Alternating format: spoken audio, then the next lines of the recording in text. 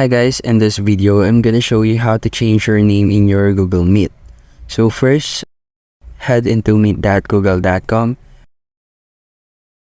In the settings, there is no available option for modifying our Google name. So I want you to head in the new tab and then type in my.google.com.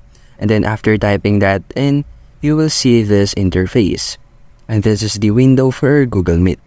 I want you to click the personal info and then scroll a little until you see this name. Click this name tab and then click the next button here. Here you can edit your name.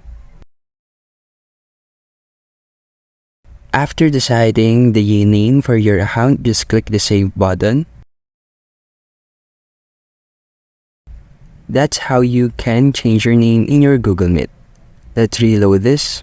Then let's join again in order for you to see that we have changed our Google Meet name. And as you can see here, we have changed our name for our Google Meet. And thank you for listening.